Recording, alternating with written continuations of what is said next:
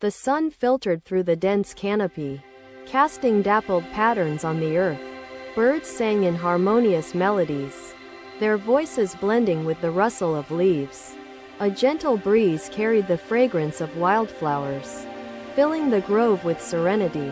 The Buddha sat beneath the ancient Bodhi tree, his figure calm and still. Disciples gathered around him, their eyes filled with reverence and curiosity. Among them was a young monk, his face etched with worry. The monk's hands fidgeted as if grasping something invisible yet burdensome. The Buddha noticed his unease and beckoned the monk closer with a kind smile. "My child, what clouds your mind and heart on this tranquil morning?" the Buddha asked, his voice soft yet profound.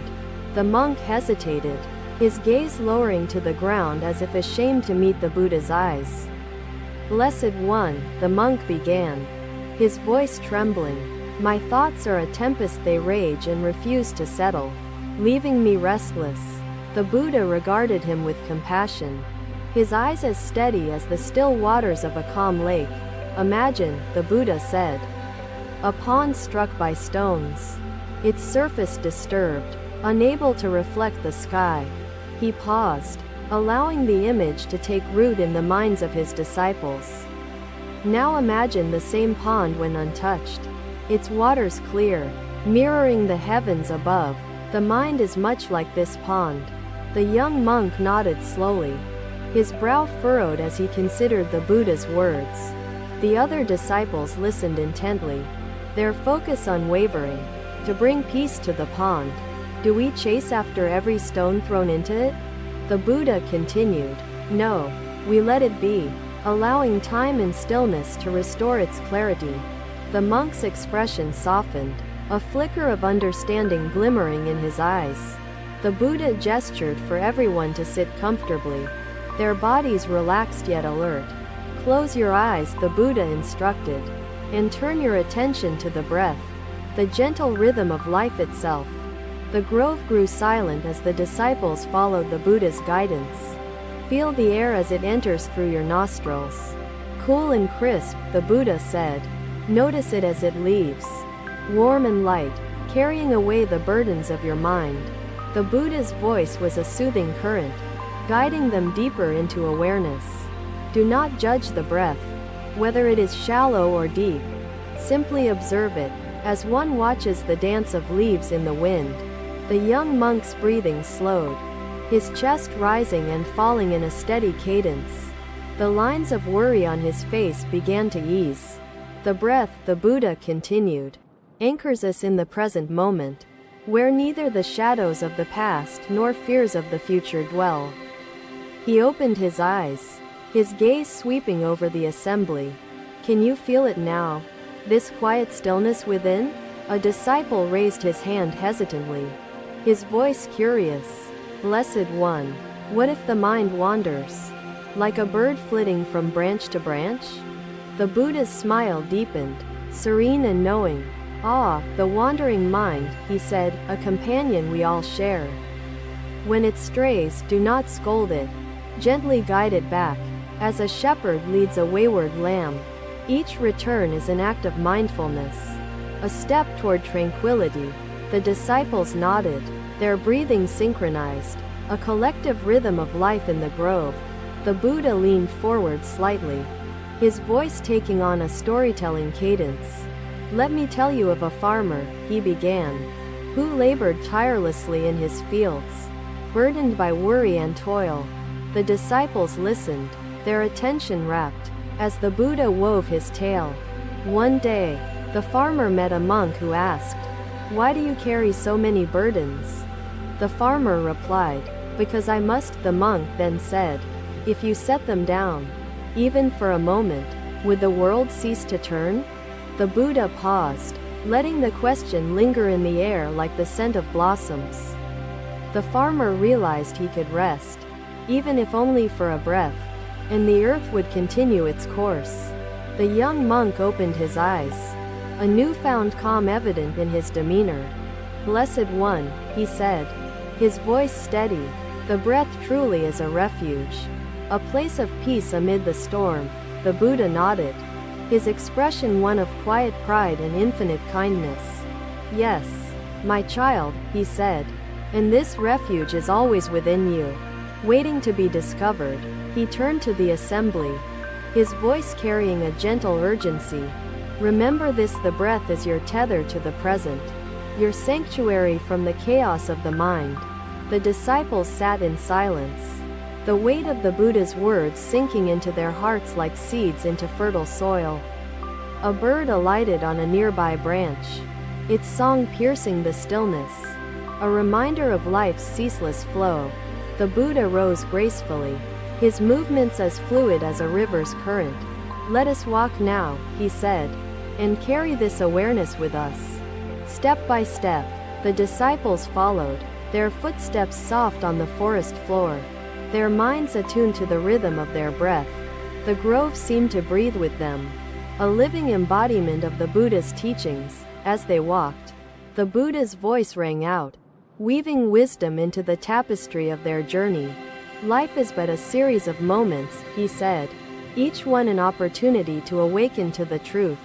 The young monk, now walking beside the Buddha, felt a lightness he had not known before.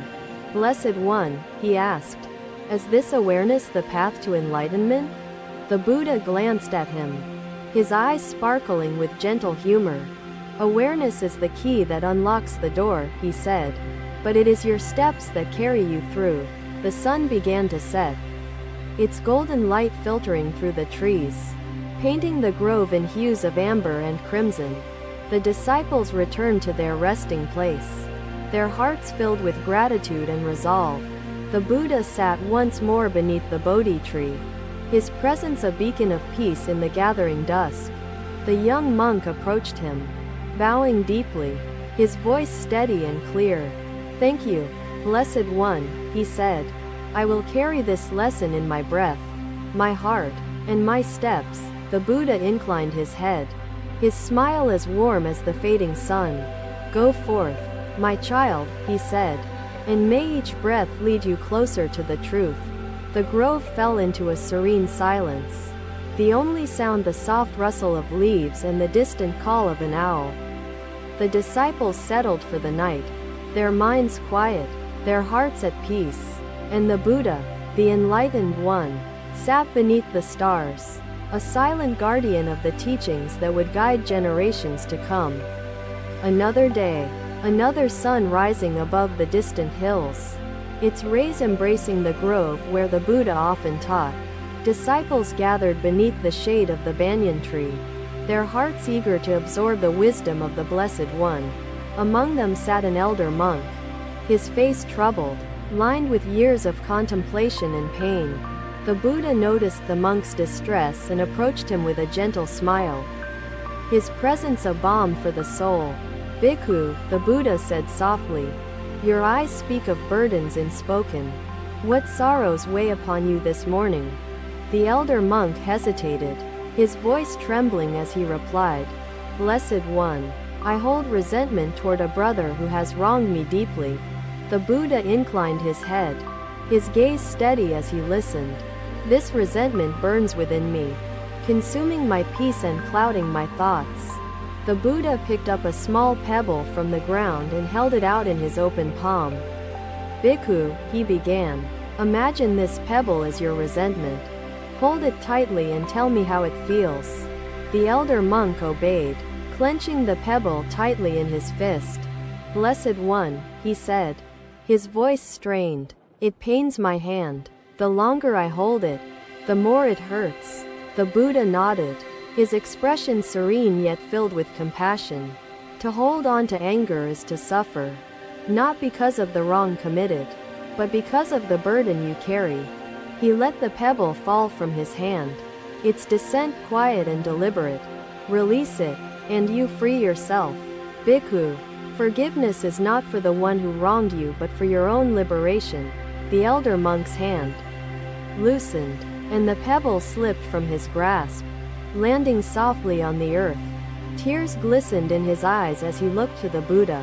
"Blessed One, how does one truly forgive? The wound feels so deep, so immovable." The Buddha leaned closer, his voice low and profound. Bhikkhu, forgiveness is the act of letting go. It is not forgetting but understanding that holding on causes you harm. The Buddha shared the story of Kisa Gautami, a mother who had lost her child and sought solace from the Blessed One. She was consumed by grief. Seeking any means to bring her child back to life, the Buddha recounted, I asked her to bring me a mustard seed from a household untouched by death. The disciples listened, their eyes fixed on the Buddha, their breaths steady with anticipation. Kisa Gautami searched every home and found none without sorrow. Through this, she understood that suffering touches all beings. Her grief turned to wisdom, and she released the anguish that had bound her heart. The elder monk closed his eyes, the weight of the Buddha's words settling deeply within him. The Buddha turned to the assembly, his voice carrying a gentle strength. Each of you carries burdens, whether of anger, sorrow, or regret. Release them, and you create space for peace. He gestured to the grove around them, the trees swaying gently in the breeze. Even the trees shed their leaves, making room for new growth. So must you shed the burdens of your heart. A young disciple raised his hand, his voice curious yet hesitant. Blessed One, what if the pain feels too great to release? What if it clings to us like a shadow? The Buddha's gaze softened, his expression one of infinite patience. The pain may linger, but releasing it is a practice, not a single act. Each moment offers the chance to try. The elder monk's tears flowed freely now, his face illuminated by a newfound lightness. Blessed One, he said, his voice steady despite his emotion, I will practice forgiveness, as you have guided. The Buddha nodded, his smile serene and reassuring. Begin with small steps, Bhikkhu, for even the tallest tree starts as a seed. The grove fell silent. The disciples deep in thought, their hearts touched by the Buddha's teachings. A bird's song pierced the stillness, its melody a reminder of the beauty of release. The Buddha rose, his movements as fluid as water, and gestured for the disciples to follow him. Let us walk, he said, and carry these lessons with us. Step by step, the disciples followed, their footsteps soft on the earth, their minds attuned to the rhythm of their breath. The elder monk walked among them, his heart lighter, his steps freer than they had been in years. The Buddha's voice rang out as they walked, weaving wisdom into the fabric of their journey. Forgiveness is not a destination but a path. Each step brings you closer to freedom. They stopped by a stream, its waters clear and flowing, a mirror to the truths the Buddha shared. Be like the stream, the Buddha said, moving forward, releasing what no longer serves you, and embracing what lies ahead. The elder monk knelt by the stream, cupping his hands to drink from its refreshing waters. He felt renewed, his spirit awakened to the possibility of release. The sun began its descent, casting golden light upon the grove, illuminating the faces of the disciples. They returned to their resting place, their hearts filled with gratitude and resolve. The elder monk approached the Buddha, bowing deeply, his voice steady and clear. Thank you, Blessed One, he said. I will walk this path of release. Step by step, the Buddha inclined his head, his smile as warm as the setting sun. Go forth, Bhikkhu, he said, and may your steps lead you closer to the truth. The grove fell into serene silence, the only sound the gentle rustle of leaves and the distant call of an owl. The disciples settled for the night, their minds quiet, their hearts at peace, and the Buddha sat beneath the stars, a silent guardian of the teachings that would guide generations to come. Another day, another golden sunrise bathing the grove in light, bringing warmth and clarity to the hearts of the disciples. The Buddha walked along a winding forest path, his movements steady and deliberate, a quiet meditation in motion. Disciples followed close behind, their footsteps soft upon the earth. their minds open to the teachings awaiting them. They stopped by a young sapling, bent under the weight of a fallen branch, its leaves wilting in the shadow. The Buddha knelt beside the sapling, his hands gently lifting the branch and placing it aside, freeing the fragile tree. Life bends under the weight of adversity, the Buddha said, his voice calm yet profound. But when the burden is lifted, it begins again, reaching anew toward the sun. The disciples watched as the sapling straightened slowly, its leaves fluttering in the breeze, a silent testament to resilience. Sujata, a young woman among the disciples, stepped forward hesitantly, her face etched with worry. "Blessed One," she said, her voice trembling, "I have faltered in my practice. I fear I am unworthy to follow the path." The Buddha turned to her, his gaze gentle and encouraging. "Sujata, do you see the moon in the sky? Though it wanes and waxes, it is no less the moon." The Buddha gestured to the grove around them. The trees standing tall, their roots deep and steadfast. So too are you no less a seeker for stumbling along the way. Each moment offers the chance to begin again. The disciples exchanged glances, their hearts touched by the Buddha's words. Their fears easing like the dissipating morning mist, the Buddha began walking once more. His steps deliberate, his presence a beacon of calm and purpose. Sujata followed closely, her heart still heavy but beginning to lighten under the weight of the Buddha's wisdom. "The past does not define you, Sujata," the Buddha continued. "What matters is your intention in this moment and the courage to begin anew." The Buddha stopped at a clearing, his gaze fixed on the horizon where the sun began its ascent into the sky. He turned to the disciples, his voice resonant with wisdom. "Each day the sun rises anew, unburdened by the darkness of the night that preceded it. So must you rise." The disciples nodded, their minds absorbing the depth of his teachings, their hearts stirred by his gentle encouragement. The Buddha told the story of Angulimala, a man who had lived as a bandit, causing harm and spreading fear among the people. Angulimala's path was steeped in darkness, his actions shrouded in violence and despair, the Buddha recounted.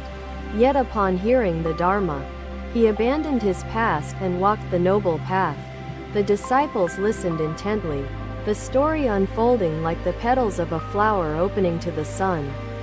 Angulimala's transformation teaches us that no matter how far one strays, the path remains open to those who seek it, the Buddha said. Sujata's eyes glistened with tears, her heart moved by the tale of renewal and redemption. She knelt before the Buddha, her voice steady despite her emotion. "Blessed One, I will begin again. With each breath, each step." The Buddha smiled, his expression serene and reassuring. "Rise, Sujata," he said. "Walk the path with courage, and let each moment be your guide to truth and freedom." The grove fell silent, the disciples deep in thought, their minds touched by the Buddha's teachings, their hearts filled with resolve. The Buddha walked once more, leading the disciples along the path that wound through the forest, each step deliberate and mindful. He stopped by a river, its waters clear and flowing, its surface reflecting the sky above. "Life flows like this river," the Buddha said, his voice gentle yet firm. "It moves forward, unburdened by what lies behind, embracing what lies ahead." Sujata knelt by the river, her hands cupping the cool water, its touch refreshing, its flow a reminder of renewal. The Buddha sat by the riverbank, his presence a grounding force, his teachings a light guiding them forward. "Begin again," he said, "not once but always. With each breath, each thought, each step, renewal is the essence of life." The disciples sat around the Buddha, the river's gentle current a soothing backdrop to his words, the grove alive with tranquility. The Buddha turned to Sujata, his gaze steady, his expression kind. "Do you feel the peace within you now, Sujata?" he asked. She nodded, her face softening. her heart beginning to heal. Blessed One, I do. It is as if a weight has been lifted. The Buddha smiled, his wisdom resonating through the grove, touching each disciple's heart like the sun's rays upon the earth. Carry this peace with you, Sujata, he said. Let it guide your steps, your thoughts, your intentions. The disciples rose, their minds quiet, their hearts filled with gratitude, their resolve renewed. The grove fell into a serene silence, the only sound the gentle rustle of leaves and the distant call of a bird. The Buddha rose, his movements graceful, his presence a beacon of calm and purpose. Let us walk, he said, and carry these lessons with us. Step by step, the disciples followed, their footsteps soft upon the earth, their hearts attuned to the rhythm of their breath. Sujata walked among them, her steps lighter, her spirit awakened to the possibility of renewal. The Buddha's voice rang out as they walked, weaving wisdom into the fabric of their journey. Renewal is not a destination but a path. Each step brings you closer to freedom. The sun began its descent, casting golden light upon the grove, illuminating the faces of the disciples. They returned to their resting place, their hearts filled with gratitude and resolve. Sujata approached the Buddha, bowing deeply, her voice steady and clear. Thank you, Blessed One, she said. I will walk this path of renewal. Step by step, the Buddha inclined his head, his smile as warm as the setting sun. Go forth, Sujata, he said, and may your steps lead you closer to the truth. The grove fell into serene silence, the only sound the gentle rustle of leaves and the distant call of an owl.